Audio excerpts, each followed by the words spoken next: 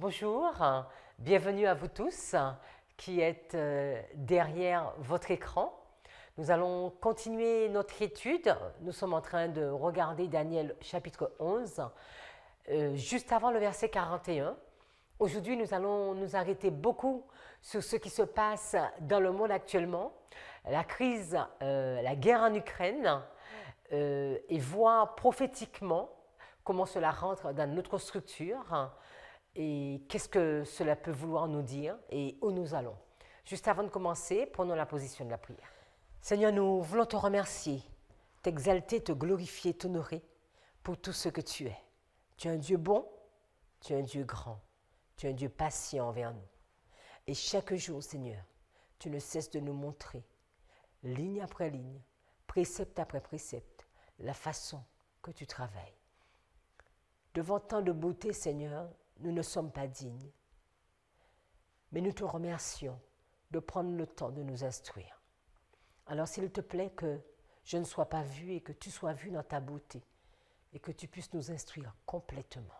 Béni sois-tu. Nous t'avons prié en ton Saint-Nom, Jésus. Amen. Lors de nos 2 dernières études, nous avons pris le temps de poser une structure. Bien avant, nous sommes partis de Daniel 11, vous vous souvenez, les versets 10 à 16, où nous nous sommes beaucoup arrêtés. Nous avons regardé la guerre, la bataille de Raphia et la bataille de Panion. Nous avons posé la structure, le roi du Nord qui gagne, une période de paix, de négociation, de trêve, de silence. La bataille de Raphia, une autre période de paix, de négociation, de silence. Le roi du Nord qui monte, Rome qui monte, la bataille de Panion et l'entrée dans le pays glorieux par le roi du Nord. Ensuite, nous avons été dans la Bible pour regarder est-ce que cette même structure existait. Nous nous sommes arrêtés sur Israël. Nous n'avons pas vu cette notion de 2 guerres, mais nous avons vu sous les différents rois, ces rois qui prenaient plaisir à ne pas obéir à la volonté de Dieu. Nous avons vu la relation qu'ils avaient avec le roi du Sud et le roi du Nord. Et nous avons zoomé un peu plus l'histoire de Juda. Ces 2 rois du Sud, comment ils vont partir en captivité. Nous avons vu la bataille de Megiddo, la mort de Josias. Puis nous avons vu cette bataille de Carchemish que nous avons noté Carchemish 1 et Carchemish 2. Si vous regardez au tableau, nous avons le roi du Nord qui gagne, Raphia. Donc ici, nous sommes en moins 220, Raphia en moins 217 et ici, dans les années moins 200. Nous avons vu la bataille de Carchemish, ici en moins 620, Carchemish 1 vers moins 609 et Carchemish 2 vers moins 605. Ce sont des choses que nous avons eu l'occasion de regarder dans nos différentes histoires. Si nous allons sur la diapo 2, Ninive, la capitale assyrienne, est prise par les Mèdes et les Babyloniens en 612, en moins 612. À ce moment-là, les Assyriens déplacent leur capitale vers Haran. Cette dernière est capturée par les Mèdes et les Babyloniens en 610, selon ce que vous voyez sur la carte. L'Égypte, alors alliée des Assyriens, se porte à leur secours en 609, date à laquelle Assur-Ubali II, le dernier roi assyrien, perd la vie en tentant vainement de reconquérir Haran. L'armée de Pharaon, l'Égyptien Nécho, comme la Bible nous le dit, il est retardé à la bataille de Megiddo par les troupes du roi de Josias, du royaume de Juda. Josias est tué et son armée défaite. Et quelque temps plus tard, les Égyptiens sont de nouveau retardés, mais prennent finalement Carchemish en 609. Lorsqu'en 605 avant Jésus-Christ, elle rencontre les armées babyloniennes, dirigées par Nebuchadnezzar, à Carchemish, les troupes égyptiennes et les restes de troupes assyriennes sont largement défaites. Donc, la Syrie, qui avait cessé d'exister en tant qu'État indépendant depuis 609, avant Jésus-Christ, n'a alors plus aucune chance de renaître et la sphère d'influence de l'Égypte se réduit de sorte qu'elle n'est plus un acteur important au Moyen-Orient. 2 guerres, 2 batailles, la bataille de Carchemish I, la bataille de Carchemish II, la bataille de Raphia, la bataille de Panium. Une structure de paix, ici, avant la bataille de Raphia, c'est le roi du Nord qui gagne. Avant la bataille de Carchemish, c'est le roi du Nord qui gagne. À la bataille de Carchemish, le roi du Sud gagne. À la bataille de Raphia, le roi du Sud gagne. À la bataille de Carchemish II, le roi du Nord gagne. À la bataille de Panion, le roi du Nord gagne. Après la bataille de Carchemish II, nous sommes sous Joachim. Nous savons qu'après, Nebuchadnezzar va les emmener en captivité. À Panion, après la bataille de Panion, nous savons que Rome va rentrer dans le pays glorieux. Quand nous comprenons tout cela et quand nous voyons tout ceci, c'est résumé dans la diapo chapitre 4. La diapo 4, pas chapitre 4, excusez-moi, la diapo 4. Vous pouvez voir avec des dates un peu plus exactes. Donc, vous avez le roi du Nord, le roi du Sud. Et ces rois du Nord et du Sud ne changent pas, c'est important de noter. Dans cette bataille, roi du Nord, roi du Sud, c'est Babylone contre l'Égypte. Roi du Nord, roi du Sud en moins 612. Après, il y a Carchemish en moins 609. Carchemish I. Carchemish II en moins 605. C'est toujours entre Babylone et l'Égypte. Il y a une période de paix, comme on l'a précisé, et il y a une altercation, une relation avec le peuple de Dieu, entre le roi du Sud et le peuple de Dieu, ou le roi du Nord et le peuple de Dieu. Il est important de noter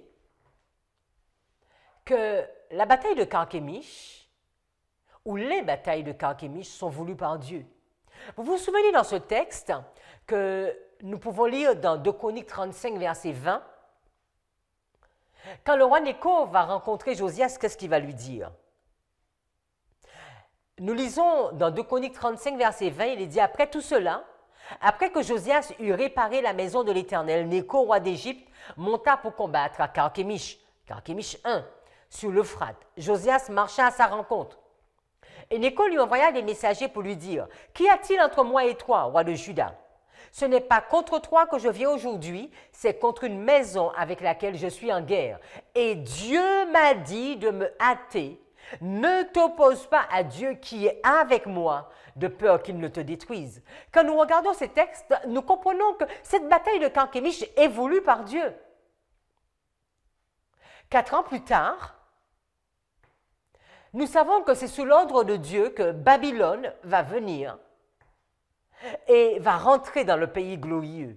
Dans Jérémie chapitre 46, qu'est-ce que le prophète de l'Éternel nous dit dans Jérémie chapitre 46, le verset 1? La parole du Seigneur qui vient à Jérémie, le prophète, contre les nations, à l'égard de l'Égypte, contre l'armée de Pharaon Nécho, roi d'Égypte, qui était près du fleuve de l'Euphrate à Carchemish, laquelle Nebuchadnezzar, roi de Babylone, bâtit en la 4e année de Joachim, donc nous sommes à Carchemish II, fils de Josias, roi de Juda. Et au verset 10, qu'est-ce qu'il est dit du même chapitre? Car c'est le jour du Seigneur, Dieu des armées, un jour de vengeance, afin qu'il le venge de ses adversaires.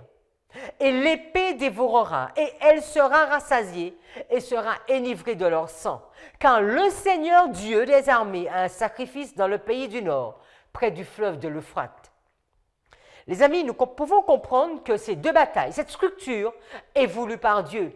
Carchemish est voulu par Dieu, Carchemish I, Carchemish II est voulu par Dieu. Nous pouvons comprendre que Raphia et Panium, ce sont des batailles, c'est une structure où Dieu n'est pas hors de contrôle. Alors, qu'est-ce que cela pourrait bien vouloir dire pour notre histoire? Est-ce que ce que nous vivons aujourd'hui serait dans le droit fil de Dieu? Serait dans son plan? Une fois que nous avons posé la structure de la montée de la Rome païenne, ici nous voyons la montée de la Rome païenne, d'accord? Ici nous voyons la montée de Babylone. Intéressons-nous à la montée de la Rome moderne. La Rome moderne, c'est notre histoire. Alors, mais qu'est-ce que cela pourrait bien avoir à faire avec nous? Juste avant de voir notre histoire, je voulais qu'on regarde un point. Nous sommes à la diapo 6. Quand nous sommes à la bataille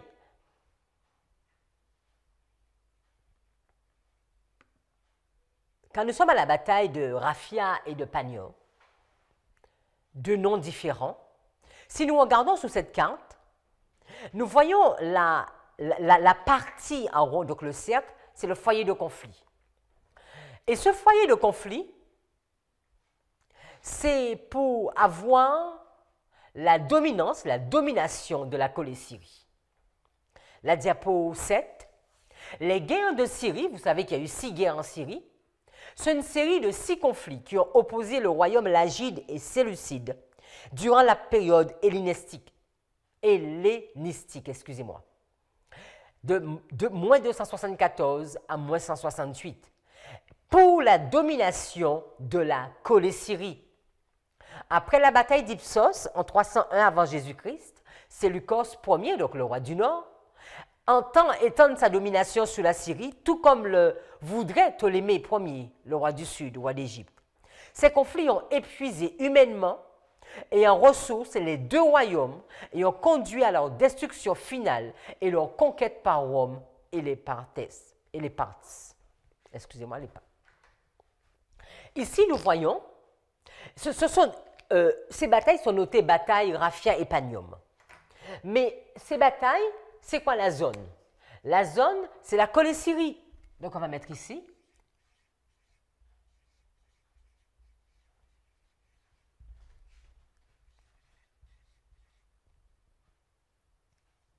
C'est un peu particulier à écrire.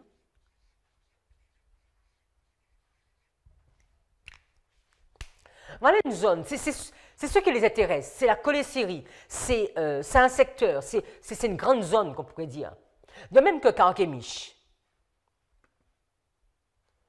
La diapo 8, en 200 avant Jésus-Christ, des émissaires romains rencontrèrent Philippe et Antiochos, donc roi du Nord, exigeant qu'ils s'abstiennent d'envahir l'Égypte afin de ne pas interrompre les importations de céréales, la clé pour subvenir aux besoins de la population de la République romaine. Comme les monarques n'avaient pas prévu d'envahir l'Égypte elle-même, ils acceptèrent volontiers la demande de Rome. Antiochos, donc le roi du Nord, termina l'assujettissement de la Collet-Syrie en 198 et se tourna ensuite vers ses forteresses côtières ptolémaïques de Carie et de Cilicie. J'ai pris ce texte pour bien montrer que aussi bien Raphia que Panion, le problème, la zone, c'est la Collet-Syrie. Qui aura la domination sur la Collet-Syrie? Quand nous regardons la montée de la Babylone, c'est qui aura le contrôle de Carchemish. Si nous allons à la diapo 9, les problèmes intérieurs poussèrent Ptolémée à chercher une conclusion rapide et désavantageuse. Le mouvement naissant qui avait débuté avant la guerre avec la révolte d'Égypte et qui s'était répandu grâce à l'aide des prêtres égyptiens créa des troubles et la sédition partout dans le royaume. Les troubles économiques conduisent le gouvernement de Ptolémée, du roi du Sud, à augmenter les taxes, ce qui alimente encore plus le feu nationaliste. Pour se concentrer sur le front intérieur, Ptolémée, roi du Sud, signe un traité de conciliation avec Antiochus en 195, laissant le roi séleucide, le roi du Nord, en possession de la Collet-Syrie et accepte d'épouser la fille d'Antiochus, Cléopâtre, que nous connaissons, et vous avez les références des textes. La bataille de Raphia, la bataille de Panion, la 4e guerre, la 5e guerre de Syrie, c'est pour la Collet-Syrie. C'est qui aura la domination de cette région. La bataille de Carchemish, c'est qui aura la domination de Carchemish. Aussi, nous pouvons comprendre que quand nous arrivons dans notre histoire, c'est une question de qui aura la domination. Donc ici, Colésyrie, moins 217, Colésyrie, moins 102, moins 195. Donc si on pouvait résumer, on mettrait qu'il y a la guerre de moins 220, gagnée par le roi du Nord, la paix, une guerre pour obtenir la domination de la Colésyrie, une période de calme, de paix, une guerre pour comment obtenir la Colésyrie de nouveau. C'est ce qui est représenté dans la diapo 11. Si vous regardez dans la diapo 11. Alors la Colésyrie, c'est une grande région. Je vous laisse la regarder sur Internet et avoir encore plus d'informations. Alors, roi du Sud gagne, roi du Nord gagne, roi du Nord gagne. Ici, nous devons comprendre que le roi du Nord gagne.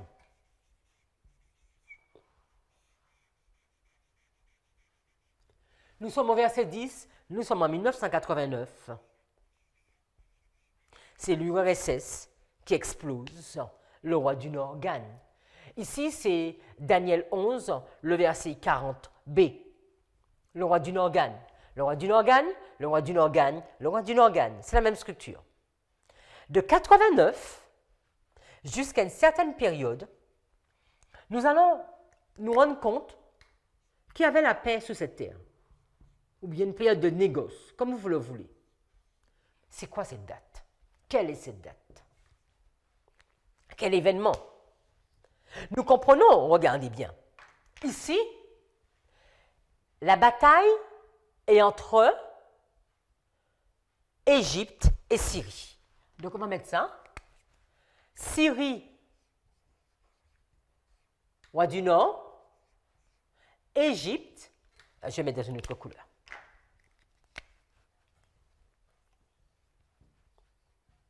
Égypte, roi du Sud. Et pendant toute la ligne, le combat sera entre roi du Nord et roi du Sud. Ce sera le combat entre Syrie et Égypte. Ici, la bataille entre Syrie et Égypte, Syrie-Égypte, Syrie-Égypte. Mais qu'est-ce que nous voyons? Qu'est-ce que nous voyons? C'est le verset 14. Et le verset 14, c'est Rome.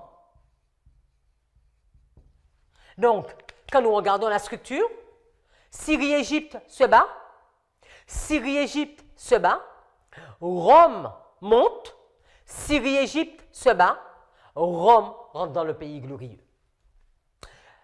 Allons sur la montée de la Babylone. Ici, donc ce sera donc Babylone, roi du Nord, et Égypte, roi du Sud.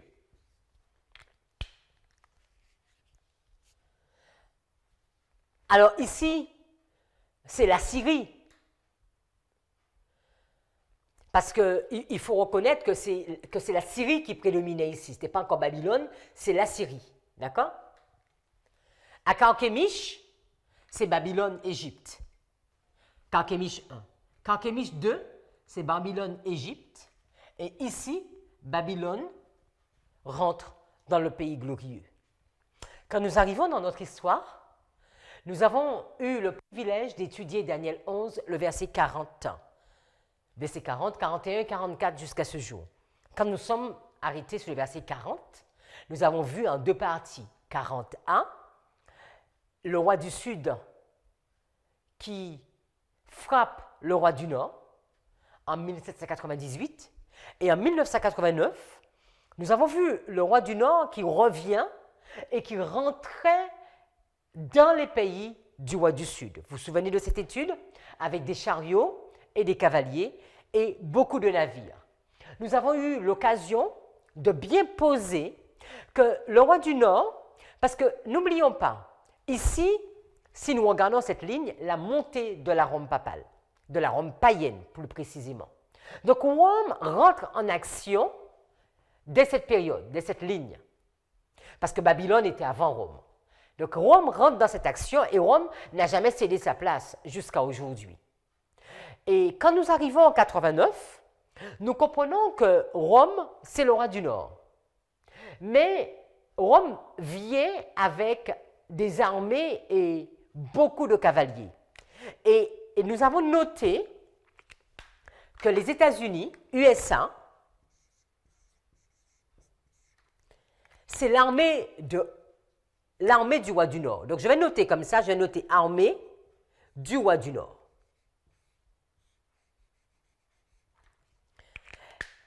Et nous avons vu également que l'URSS, nous avons fait cette étude, c'était le roi du Sud. Nous avons pris le temps de poser qu'en 81, il y avait eu la relation entre Reagan et le pape Jean-Paul II, et de là, ils étaient sortis avec un objectif de faire chuter l'URSS. En 89, c'est la victoire du roi du Nord. Il est important de bien regarder, de bien comprendre l'histoire, ce qui s'est passé. Parce que si vous demandez à quelqu'un, qu'est-ce qui s'est passé en 89? Est-ce que vous avez vu une bataille? On n'a vu aucune bataille. On a vu un mur s'écrouler et il n'y a pas eu de bataille. Pourtant, nous comprenons que prophétiquement, il y a eu une grosse bataille. Donc, quand nous allons regarder cette histoire ici, il va falloir bien comprendre qu'est-ce que nous attendons comme guerre ou comme bataille. Donc, en 89, les États-Unis, l'armée de Rome contre l'URSS, le roi du Sud. Et l'avantage est pour le roi du Nord. Maintenant, il fallait se poser la question, puisque nous avons vu depuis 89 un semblant de paix sur la planète Terre. Alors, est-ce qu'il y aurait une période sur cette Terre où nous avons vu plusieurs pays s'exciter ou chercher une guerre? C'est vrai, vous allez me dire, des guerres, il y en a partout. Mais n'oublions pas, nous devons rester accrochés aux acteurs. Ici, les acteurs, c'est les États-Unis, l'URSS. Donc, quand nous irons ici, nous devons voir les mêmes acteurs, et ici, nous devons voir les mêmes acteurs. De même qu'ici, c'était Babylone-Égypte, Babylone-Égypte. Syrie, Égypte, Syrie-Égypte. Donc, on ne peut pas, exemple, se focaliser sur une bataille qui a lieu dans un autre pays, en Chine ou à Madagascar ou aux Antilles, peu importe. Mais nous devons bien regarder, rester sous ces deux acteurs. Une fois que nous avons posé ceci, essayons de comprendre. Donc, nous sommes sur, si nous regardons la diapo 13, la diapo 13, nous essayons de comparer plusieurs lignes. Donc, c'est vrai, je fais un raccourci, je mets roi du Nord, USA, mais il faut bien comprendre que USA, c'est l'armée du roi du Nord.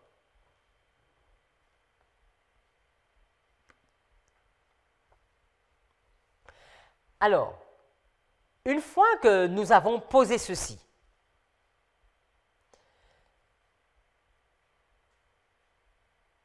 pour comprendre notre histoire, et pour comprendre comment arriver, parce que ici, cette histoire, on est parti de Daniel chapitre 11, on est d'accord, les versets 10 à 16. Et pour avoir l'explication, nous nous sommes basés sur qui?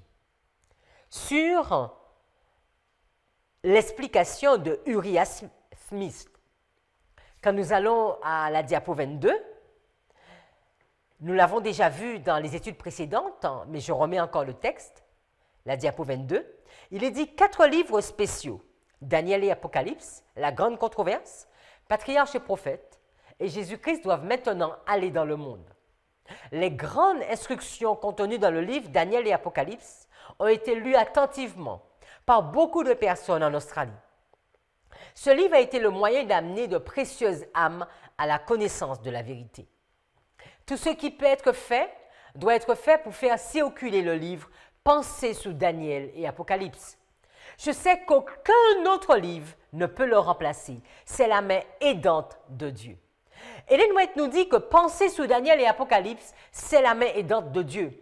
Et pourtant, quand nous regardons cette étude, quand nous regardons ce texte, c'est un texte qui nous parle beaucoup plus de l'actualité. C'est-à-dire que l'auteur va prendre des textes de la Bible et va expliquer voilà, leur accomplissement. Pour ceci, qu'est-ce qu'il va faire? Il va utiliser la règle 6 de Miller. Nous sommes à la diapo 20. La règle 6 de Miller nous dit « Dieu a révélé les choses à venir par des visions, par des figures et des paraboles. Et de cette façon, les mêmes choses sont souvent révélées à maintes reprises par des visions différentes ou par des figures différentes en paraboles. Si vous souhaitez les comprendre, vous devez les combiner tous en une. » C'est ce qu'on fait. On a pris cette ligne, on a pris cette ligne et on la compare à notre ligne. Parce que c'est la même histoire à des périodes complètement différentes. La règle 13 de Muller nous dit, la diapo 21, pour savoir si nous avons le véritable événement historique pour l'accomplissement d'une prophétie, si vous trouvez que tous les mots de la prophétie, après que les figures sont comprises, sont littéralement accomplis, alors vous pouvez savoir que votre histoire est le véritable événement. Mais si un mot n'a pas d'accomplissement, alors vous devez regarder pour un autre événement ou attendre son développement futur. Car Dieu fait que l'histoire et la prophétie restent en accord, de sorte que les vrais enfants de Dieu qui croient ne puissent jamais avoir honte. Les dernières études, nous nous sommes arrêtés sur la partie biblique. D'accord? Nous avons regardé chaque mot, les interprétations, les explications. Nous nous sommes arrêtés sur la partie prophétique. Et cette étude que nous faisons aujourd'hui, c'est beaucoup plus de l'histoire. Si vous n'aimez pas l'histoire, vous aurez quelques difficultés avec cette étude. Mais il est indispensable de comprendre l'histoire. Parce que qu'est-ce qui se passe aujourd'hui? Quand tu ouvres ton poste, quand tu regardes sur Internet, quand tu lis tes journaux, qu'est-ce qui se passe dans ce monde? Est-ce que la guerre en Ukraine a un sens? Ou est-ce que c'est juste une guerre de plus, une bataille de plus?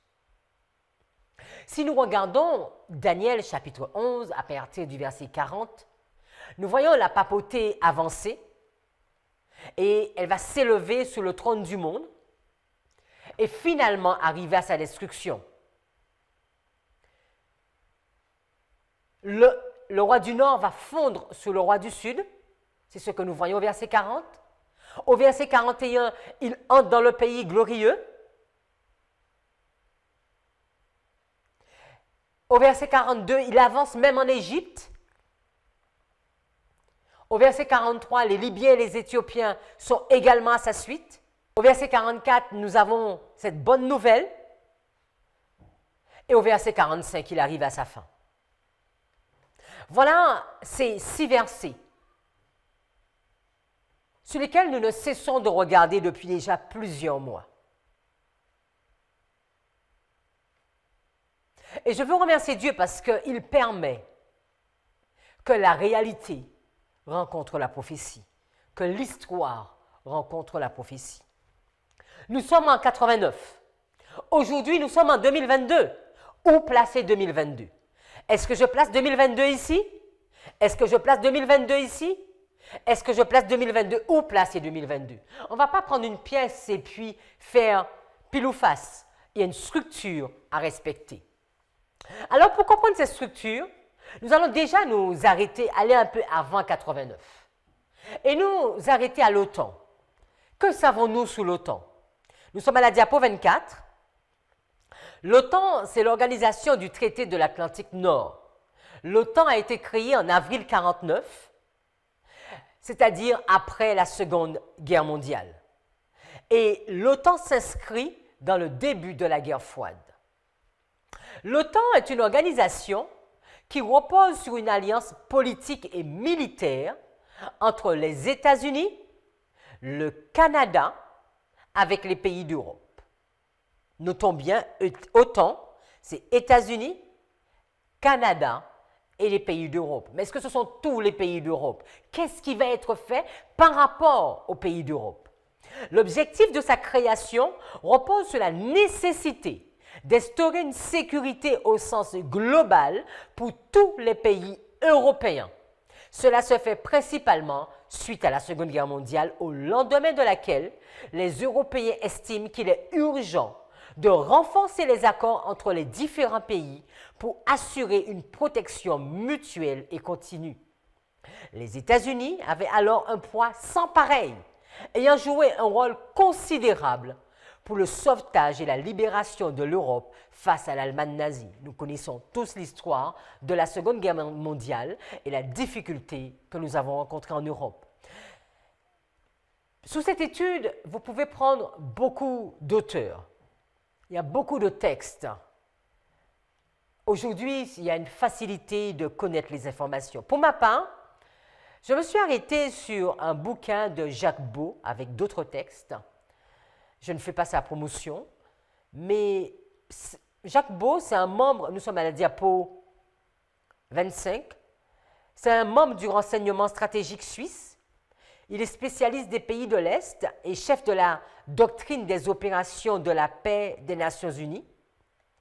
Il a été engagé dans les négociations avec les plus hauts responsables de l'armée et du renseignement russe juste après la chute de l'URSS. Donc, je me dis que c'est quelqu'un sous qui on peut écouter ses dires parce qu'il est dans toute cette histoire. Au sein de l'OTAN, il a suivi la crise ukrainienne de 2014, puis a participé à des programmes d'assistance à l'Ukraine. Donc, nous allons regarder un peu ce que Jacques Beau nous dit sur bien des sujets. La diapo 26, il va nous dire, donc on lit seulement la partie en jaune, c'est pourquoi l'OTAN est créée en 1949, donc on a vu, avec comme finalité, regardez bien ce qu'il va nous dire, avec comme finalité de placer l'Europe occidentale sous le parapluie nucléaire des États-Unis. C'est la raison pour laquelle la structure militaire de l'OTAN est dirigée par un militaire américain depuis. À ce stade, les 12 premiers membres de l'OTAN sont tous situés dans la partie occidentale de l'Europe. L'alliance était clairement défensive et articulée selon les schémas d'évasion allemands des deux guerres mondiales. Elle est alors séparée de l'URSS par une ceinture de pays non membres et par des pays d'Europe de l'Est. C'est-à-dire, quand nous regardons la diapo 28, nous voyons en bleu ciel les États-Unis, le Canada, et de l'autre côté de la partie de l'Europe, nous voyons quelques pays d'Europe. Donc, ce sont les pays qui sont membres de l'OTAN avant 1991. Et nous pouvons voir une ceinture toute grise qui sépare cette partie de l'OTAN avec la Russie. Et donc, quand ils vont créer l'OTAN, ceci est déjà bien en place, cette ceinture. Il nous dit qu'elle est séparée de l'URSS par une ceinture de pays non membres et par les pays de l'Europe de l'Est. En 1952, l'intégration de la Grèce et surtout de la Turquie pousse l'OTAN à la frontière de l'URSS et alarme les soviétiques. Mais le changement décisif est l'entrée de la République fédérale allemande, RFA, dans l'OTAN le 8 mai 1955. C'est ce qui provoque la création de l'organisation du traité de Varsovie que nous connaissons une semaine plus tard. Parce que quand l'Allemagne rentre dans l'OTAN, l'URSS se rend compte qu'il y a un problème. Parce que cette ligne, on risque de toucher à cette ligne de démarcation. Si nous regardons la diapo 29, si nous regardons la carte, nous voyons la Russie en rouge et il y a tout en vert kaki, nous avons les républiques soviétiques devenues indépendantes en 1991. Donc on a toute cette ligne et c'est la protection par rapport à l'Occident. Et nous allons regarder qu'est-ce qui a fait qu'on arrive aujourd'hui à où nous sommes.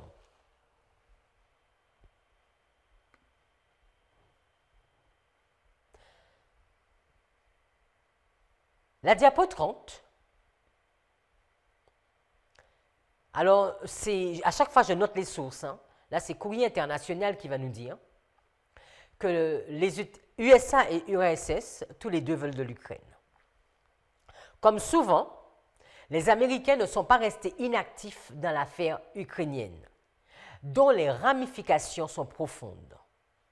Rappelons que le 9 février 1990, au moment de la réunification allemande, James Baker,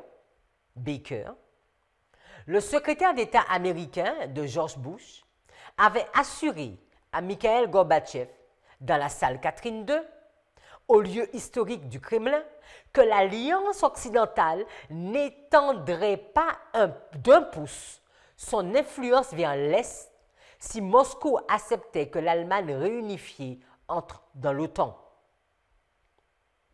On continue. La diapo 31. Le lendemain, le 10 février, Hans-Dietrich Genscher, le ministre des Affaires étrangères allemand, refit cette promesse à Édouard Shevardnadze, son homologue russe, comme l'a confirmé par la suite une note confidentielle du gouvernement allemand.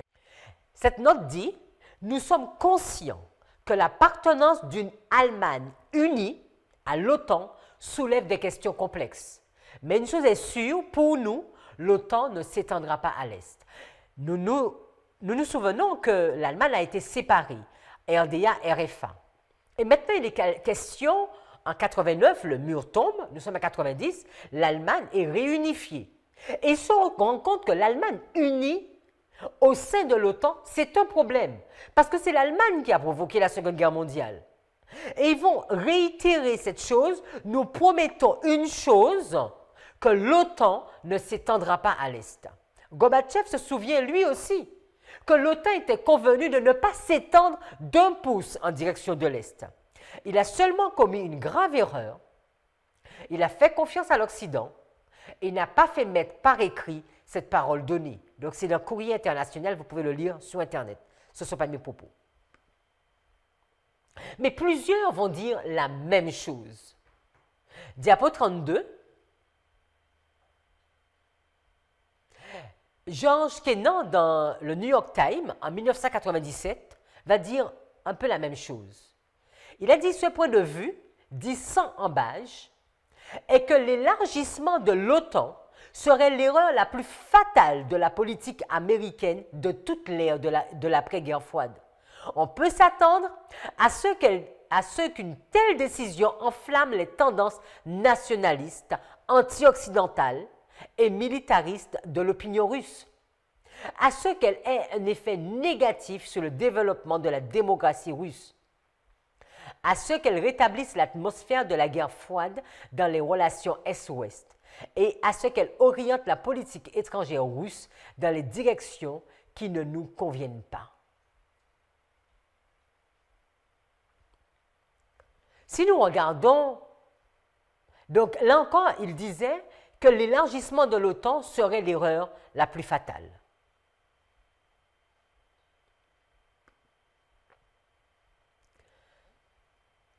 Si nous allons à la diapo 33, nous sommes en 2020. Il avait été dit que l'OTAN ne devait pas pousser d'un pouce. Si nous regardons la diapo 28, voilà l'OTAN avant 1991. Et nous voyons toute cette barrière, toute cette protection en gris. Mais quand nous regardons 30 ans plus tard, que s'est-il passé?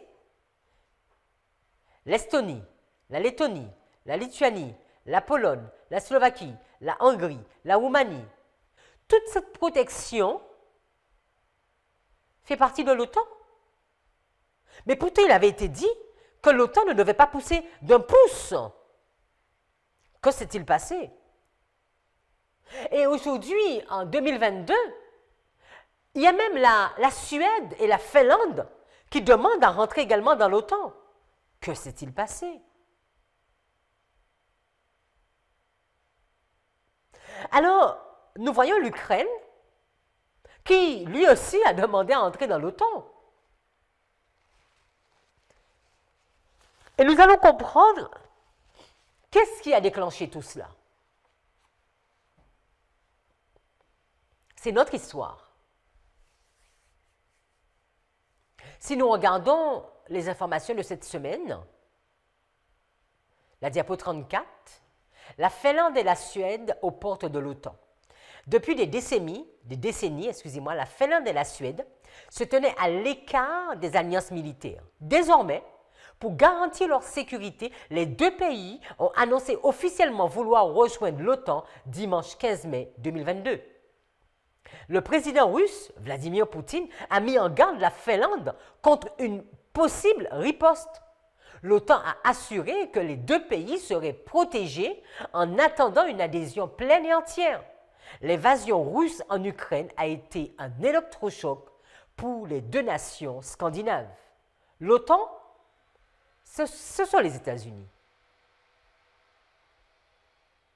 Et de l'autre côté, nous avons la Russie. États-Unis, Russie. Si nous regardons l'évolution de l'OTAN, après 1991, en 1999, quelques pays sont entrés dans l'OTAN. Donc la Pologne, République tchèque en 1999, la Pologne aussi en 1999, ainsi que la Hongrie. Ces pays sont entrés dans l'OTAN. Et ces pays faisaient partie de cette protection. Quelques années plus tard, en 2004, c'est le tour de la Lettonie, la Lettonie, la Lituanie, de rentrer également dans l'OTAN. Si nous regardons cette carte, nous voyons les pays de l'OTAN en 2020. Mais en 1991, ceci n'était pas ainsi. Parce que si nous regardons dans l'histoire, exemple, la Pologne est rentrée en l'OTAN en 1999, ainsi que la République tchèque, comme vous le voyez sur la carte. Les années ne sont pas notées. En 2004, il y a l'Estonie, la Lettonie, la Lituanie qui rentrent en OTAN. Donc on a déjà l'Estonie, la Lettonie, la Lituanie, la Pologne, la Roumanie. Si nous continuons encore en 2017, en 2017, c'est le Monténégro qui est rentré. En 2020, c'est la Macédoine du Nord. En 2009, la Croatie est aussi entrée. Et en 2004, la Bulgarie. Alors, quand on arrive aujourd'hui, on pourrait se demander, mais il y en a plusieurs qui sont rentrés. Alors, pourquoi un problème avec l'Ukraine?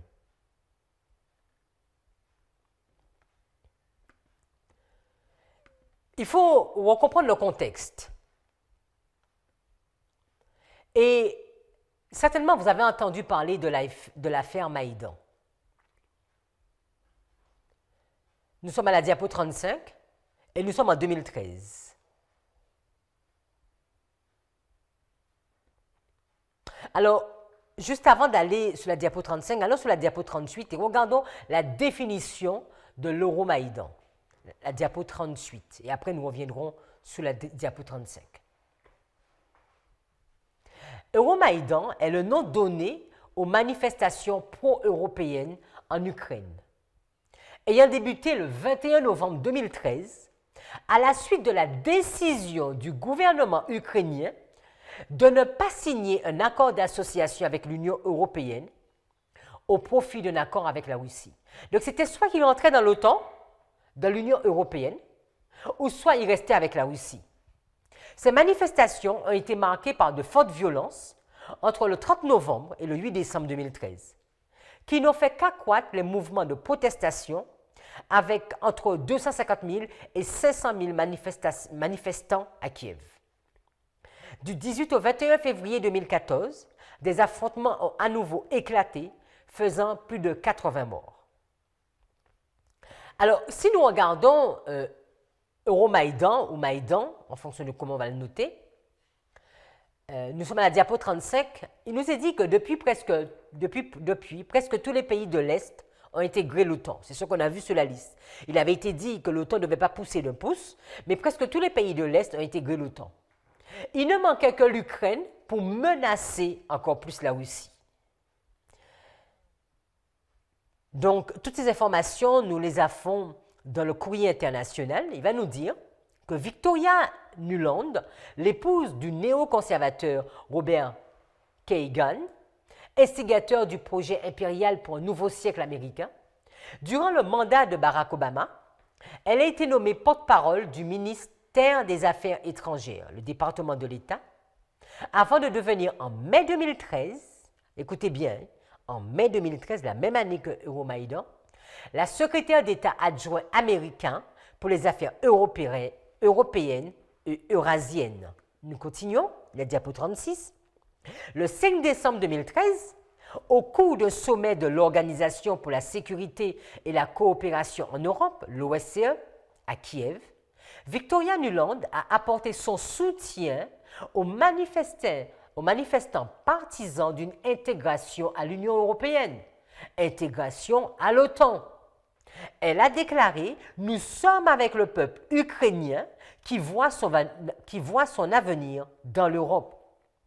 Et elle a appelé le gouvernement ukrainien à écouter la voix de son peuple, mettant en garde contre les risques de chaos et de violence dans le cas contraire. Elle exprimait devant les responsables ukrainiens et une trentaine de délégations étrangères au sein desquelles se trouvait le chef de la diplomatie russe, Sergei Lavrov. Le 11 décembre, toujours de la même année, Lavrov, excusez-moi de la prononciation.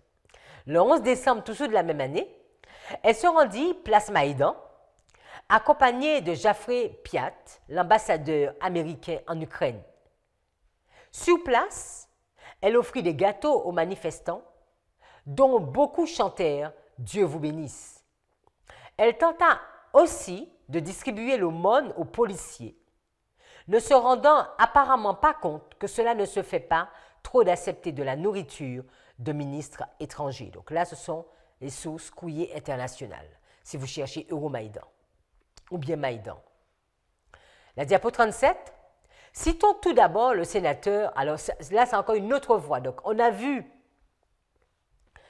les propos de Victoria Nuland, maintenant regardons quelqu'un d'autre qui va également parler de la même situation. Citons tout d'abord le sénateur républicain John McCain, candidat défaite de la présidentielle américaine de 2008, venu accompagné du jeune sénateur démocrate Chris Murphy. Le visage de Tierney Bock vaut le détour. Il a déclaré le 14 décembre 2013 « Nous sommes ici pour soutenir votre juste cause, le droit souverain de l'Ukraine à choisir son propre destin librement et en toute indépendance. Et le destin que vous souhaitez se trouve en Europe. » Donc on voit des Américains qui sont en train de pousser même un peuple vers l'Europe. Mais on pourrait se dire non, ce n'est pas vraiment ce qu'ils font. Ce qu'ils font, c'est en train de mettre une juste liberté. Il va continuer en disant, mais aussi, nous voulons indiquer clairement à la Russie et à Vladimir Poutine que l'ingérence dans les affaires de l'Ukraine n'est pas acceptable pour les États-Unis. Alors on pourrait se poser la question, est-ce que l'ingérence des États-Unis dans les affaires de l'Ukraine serait acceptable? Regardons ce que nous dit Jacques Beau par rapport à cette situation. Nous sommes à la diapo 39. Il nous dit, comme nous le rappelle l'OBS, donc le journal, la révolution de Maïdan de 2014, donc plus précisément ça commence en 2013, n'est rien d'autre qu'un coup d'État mené avec l'appui de l'Union européenne et des États-Unis.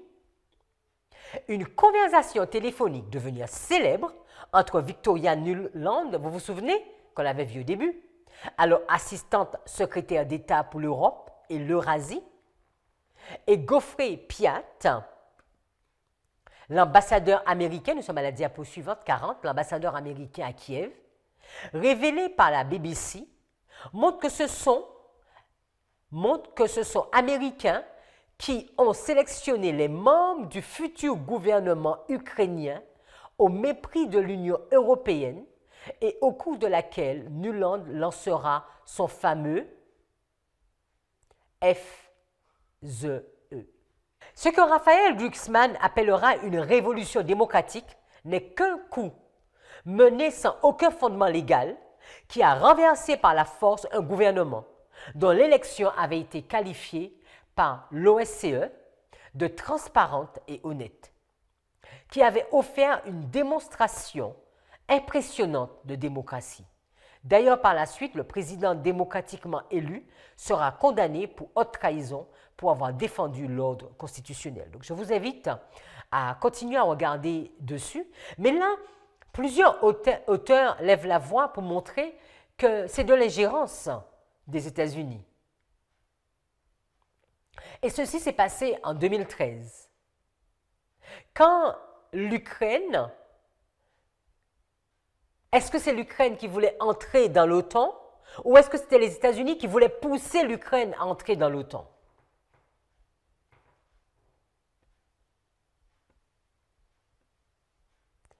Mais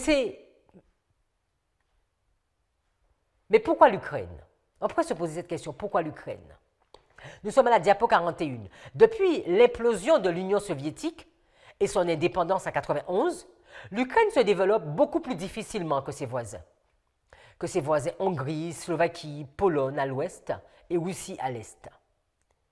Et ce, malgré des financements américains, écoutez bien, et ce, malgré des financements américains et européens à des projets ONG et mouvements politiques promouvant selon leurs commanditaires le développement économique, le libéralisme, la démocratie ou le rapprochement de l'Union européenne.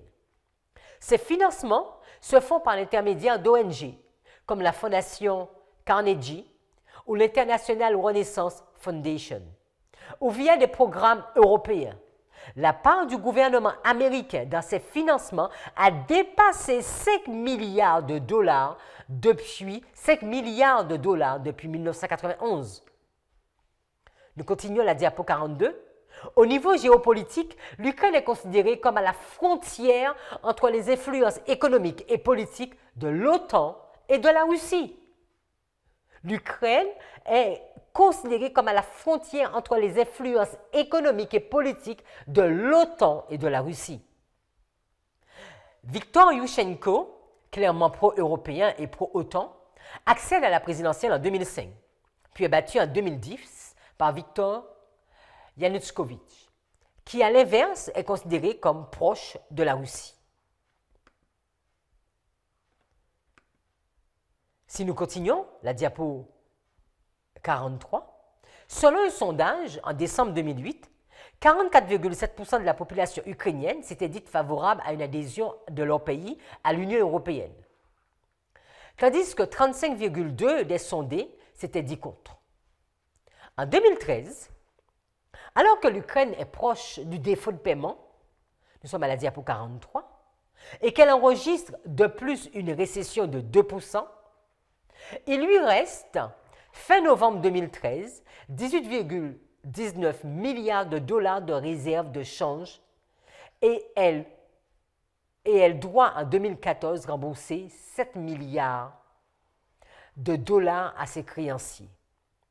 La Russie lui réclamant par ailleurs 17 milliards de dollars de factures de gaz naturel. Le 18 décembre 2013, le président russe Vladimir Poutine annonce la levée des barrières douanières entre l'Ukraine et la Russie, ainsi que son intention de baisser le prix de son gaz et d'offrir au gouvernement ukrainien un prêt de 15 milliards de dollars. Lors des négociations entre l'Union européenne et l'Ukraine, le Premier ministre ukrainien, Mykola Azarov, avait demandé à l'Union européenne un prêt de 20 milliards d'euros qui lui fut refusé, l'Union européenne promettant néanmoins une aide financière. Donc nous voyons, c'est face à cette crise et à cette situation difficile, il y a un choix qui doit se faire. Est-ce qu'il faut aller du côté de l'OTAN ou est-ce qu'il faut aller du côté de la Russie? Et c'est ainsi que Euromaïdan trouve tout ce terrain conflictuel. Nous sommes à la diapo 44. Ces tensions trouvent leur origine dans l'Euromaïdan fin 2013. La chute du prédécesseur de Poroshenko et l'annexion de la Crimée par la Russie en 2014. Le conflit s'est calmé depuis, d'accord? Mais les violences se poursuivent dans l'est de l'Ukraine.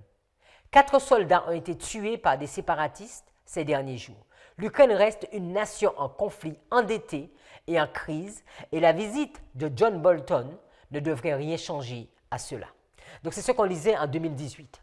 Donc qu'est-ce que nous pouvons noter ici, avec tout ce qu'on a vu et tout ce qu'on a lu? Mais il y a une crise en Ukraine. Il y a une crise en Ukraine, et notamment c'est l'annexion de la Crimée. Donc nous avons cette crise en Ukraine avec l'annexion de la Crimée, et là nous allons mettre 2013. 2013, 2014, comme vous souhaitez, mais il faut noter le 2013. Et c'est tout le conflit de Euromaïdan. Et vers 2015, cela va s'arrêter.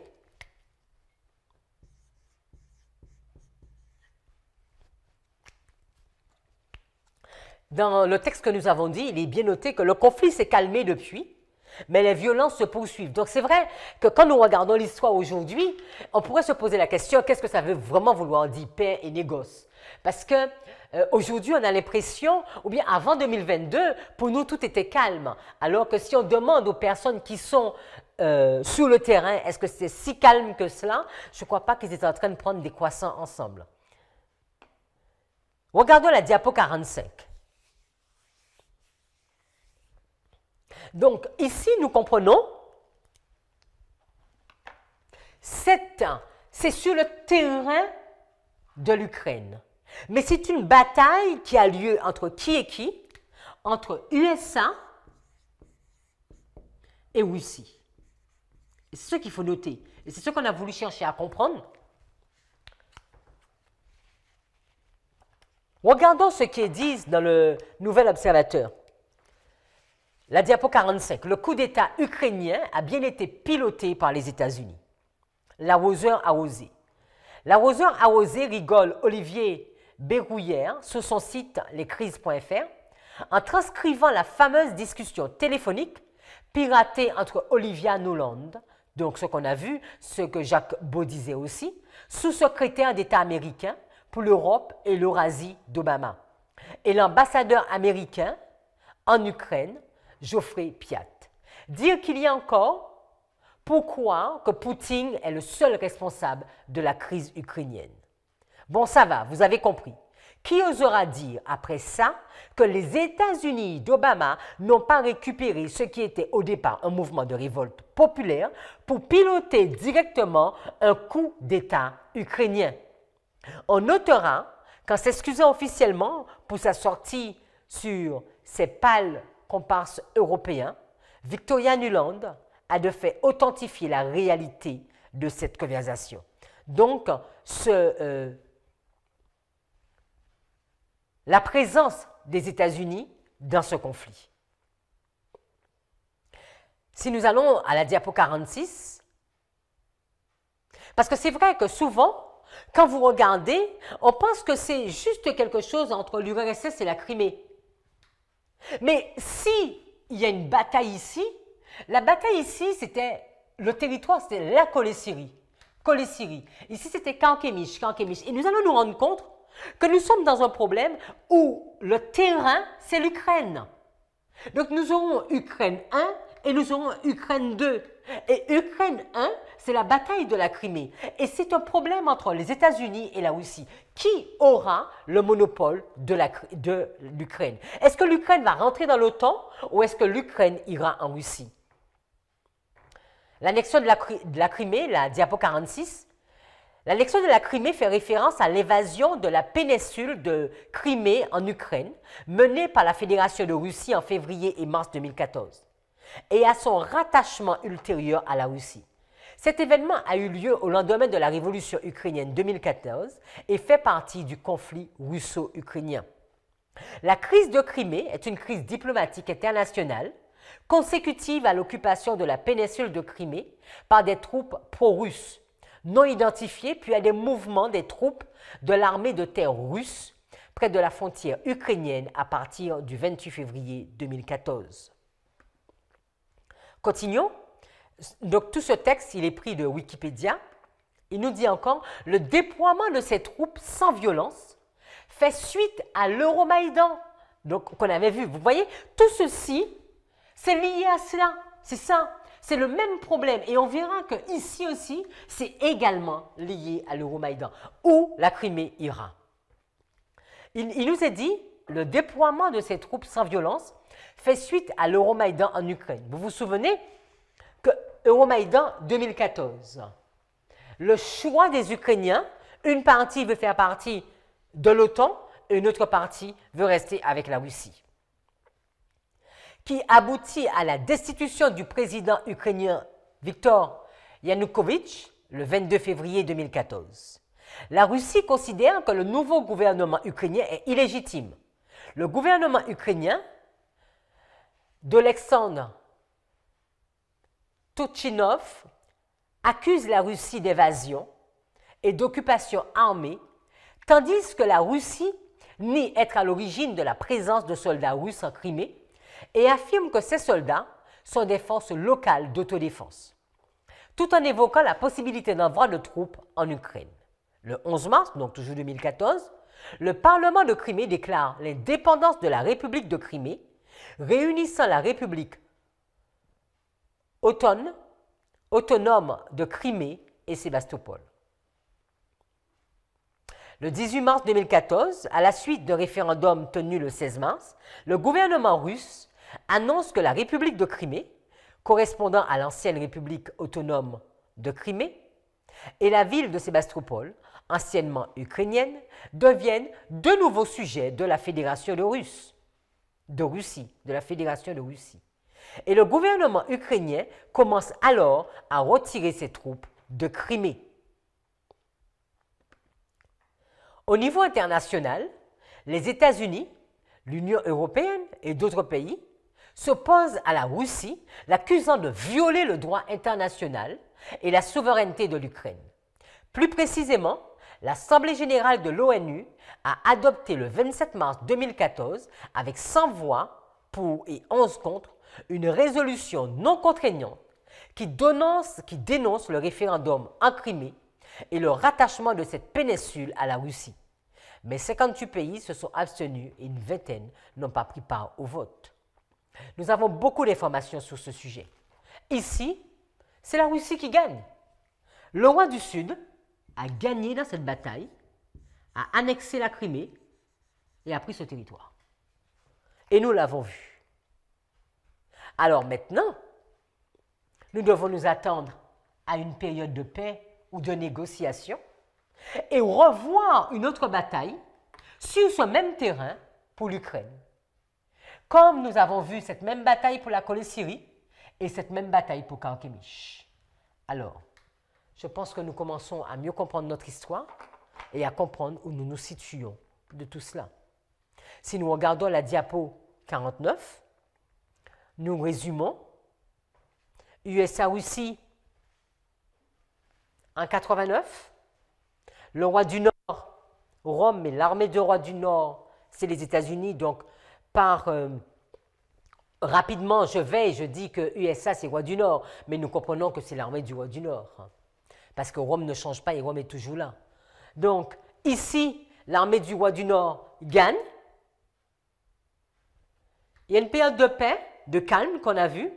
En 2014, il y a tout un problème avec l'Ukraine, parce qu'ils veulent agrandir l'OTAN, et pour la Russie, si l'OTAN s'agrandit, c'est un problème, parce que l'OTAN arrive aux portes de la Russie, et la Russie s'était engagée avec les États-Unis et les autres qu'il n'y ait vraiment une ligne de démarcation entre les deux. Et l'Occident, l'OTAN, la majorité de ces pays vont rentrer en OTAN, et quand l'Ukraine lui-même voudra entrer en OTAN, parce que l'Ukraine c'est vraiment un point sensible entre l'OTAN et la Russie, à ce moment-là, Poutine va dire non. Plusieurs sont déjà rentrés, mais non. Parce que là je vois un problème par rapport à la mer Noire, par rapport à tout, par rapport à sa localisation, sa géolocalisation. Et ici va commencer toute une série de luttes. Nous allons voir Euromaïdan, il y aura des morts et la Russie va décider et va annexer la Crimée et la Crimée va rentrer dans la fédération de Russes. Le roi du Sud a gagné. Dans la prochaine, donc nous sommes à la diapo 49, dans la prochaine étude, nous allons regarder cette période de paix et comment Rome, qui était déjà présent ici, mais comment Rome va commencer à mieux s'imposer devant nos yeux. Prions.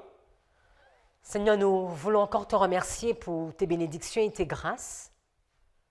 Alors que nous regardons notre histoire, que nous voyons toutes les implications que nous vivons, nous comprenons que très très bientôt, le roi du Nord entrera dans le pays glorieux et beaucoup succomberont. Merci de nous faire grâce et de nous montrer toutes ces vérités. Que ton nom soit glorifié. Nous t'avons prié en ton Saint-Nom, Jésus. Amen.